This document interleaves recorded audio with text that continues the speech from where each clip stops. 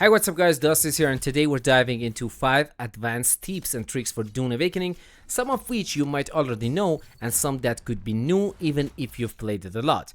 Whether you're trying to survive the deep desert, get the upper hand against other players, or just save more Solaris in the long run, these strategies can really give you an edge. I've spent nearly 300 hours in this game, and while there's always something new to learn, I want to share some late game secrets and lesser known tactics that don't get talked about enough. So if you're ready to take your gameplay to the next level, stick around, let's jump right into it. Alright, so let's start with something that I found about it yesterday. I mean, we usually use shotguns in PvP and PvE for both, right? So this is really important to know about this trick. So we have a reload timer for each weapon. Let me just show you that first. So if we go to the inventory, you look at this weapon, for example, it says 1.5 second reload time, and then we have another one which 2.5. So we have 2.5 second reload time for this one. I will tell you how you can decrease it now. So when you shoot, for example, let me show you that. Okay, I killed 2, and now you see the reload time is 2.5 second. You cannot decrease it unless there is a perk in the trooper skill tree which reflexive reload. If you use this one, which requires you to be the unlock the advanced trooper trainer, and after you unlock it you can use that, but the downside for that is you have to use the spice. You have to activate a spice for that skill to kick in. So this is how we do it. Okay, I shoot the guy, and then when I'm reloading, at the very last second I dash and it will reload my weapon, and this is the fastest way to do it. Alright, so look at this now. For example, we kill these 2 dudes, and then we dash, we reload the weapon. That's how it works. This is faster, to be honest, especially when every millisecond in PvP matters. This is one of the most important one to know, not gonna lie. Beside that, like when you're fighting the enemies, when you're fighting in PvP, there are times that you need to reload your weapon, but it's not safe. Even it's not safe to do the dash because you will lose the stamina over it and you don't want to do that. Then the best way to do it is after you shoot, for example, you kill the guy, and then you can do the same thing but with suspensor dash, and it will not decrease your actual stamina. So this is how it works. So I shoot and then I need to reload, and at the very last second I jump and dash, but with the suspensor, so it will not decrease my actual stamina, but I can do the same thing with the suspensor dash again. Okay, so for example, I'm just fighting this guy, I'm missing the shots, and then I jump and super dash. That's it. That's how it works. So if we call this suspensor dash a super dash, you can use that to reload your shotgun faster, which is perfect for different situations. So make sure to use that whenever you can and whenever you need a faster reload. Alright, the next one that I want to talk about is the XP gain in this game. You can gain XP in many different ways. And what XP uses for leveling up and getting more skills.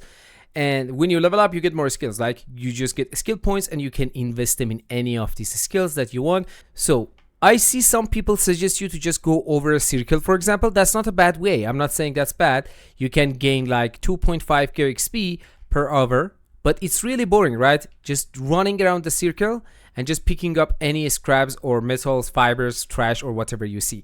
My method is you need to find actually a loop that you can farm mobs and go over them all the time. So for example, right now, I'm starting from this location. It doesn't matter if your base is here or anywhere. It doesn't really matter. You just go back to Haga Basin. And why we go back to Haga Basin? Because each mob you kill, let me show you this, drops 16 XP, and it's always the same, kinda like 15 to 16 XP for killing each mob, right? So the thing about it is, if you go to deep desert and trying to farm there, since the mobs are tougher, killing them is really slower, right?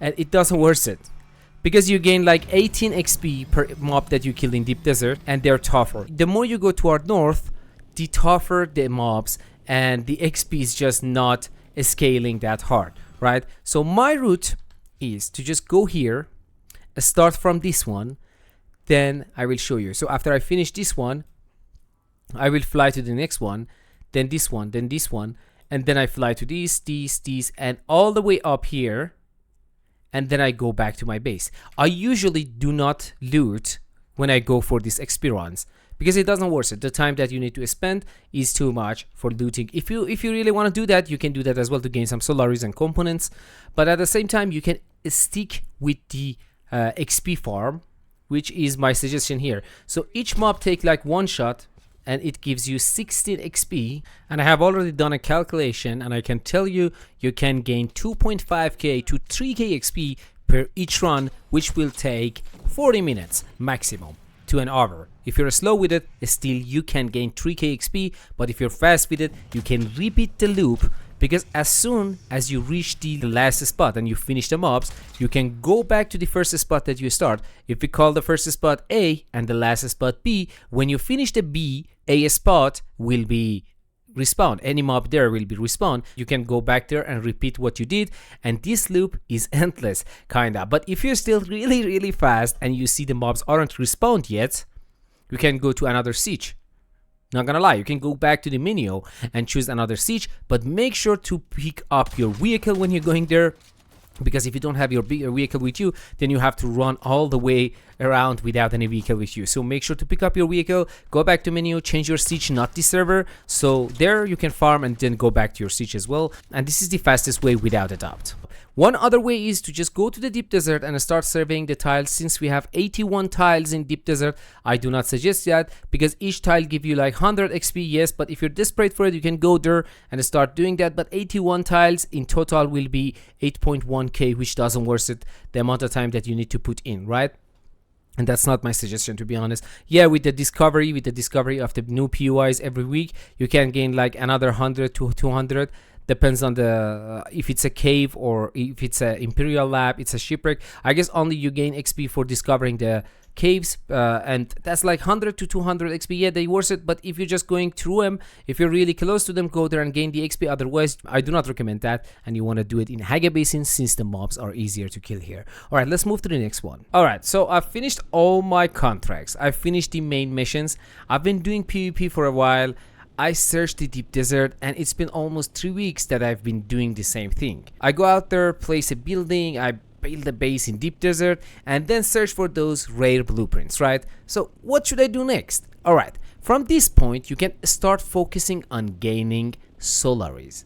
Yes, this is the currency in the game that you'll need to buy items in the future, and since we've seen Funcom keep updating the game, patching, hotfixing, balancing everything, we definitely know they're going to add new features, right? Having Solaris, having money, means having power in the future. Even now, Solaris is really valuable. You can buy a bunch of blueprints every week, you can buy tons of other useful stuff, but I'm telling you, it's going to be even more valuable later. So what should you do next? You want to go out there and start farming blueprints, and this is something even PvE players can do without putting their gear at risk by going into PvP zones. Right now, a lot of players already know they can craft radiation suits and sell them to the market to gain more Solaris. Yes, you can do that, that's one route, but at the end of the day, it just turns into a grind loop where you're mass producing radiation suits just for cash.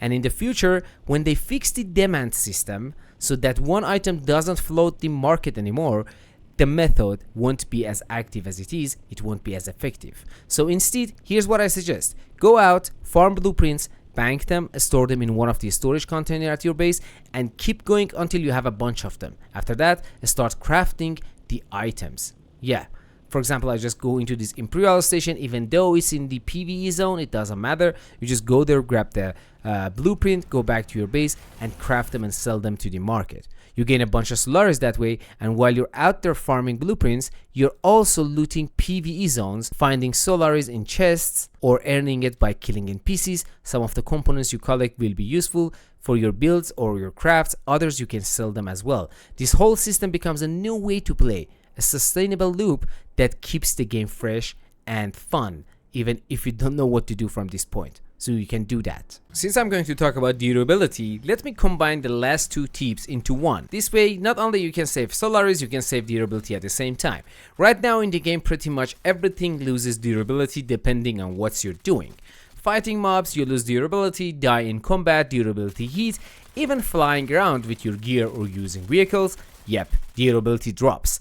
Everything wears down based on how much pressure you're putting on it. Repair your gear regularly. If you don't, eventually you'll have to replace it entirely, and that's way more expensive. Now here's the trick. Don't over repair either.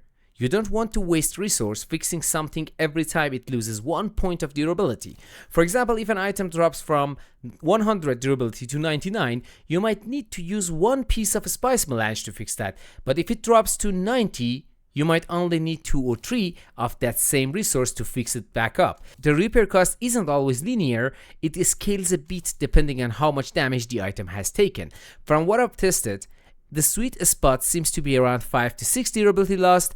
That's when you should start thinking about repairing items. Waiting longer than that can lead to higher repair costs or even total item loss. But repairing too soon, like after every fight, will drain your resource fast, especially Spice Melange. One more thing, make sure to level up those passive skills from Planetologist 3 and level up the one that decreases the durability loss when you're repairing vehicles. So yeah, keep your gear in good shape, but don't panic about every single point lost.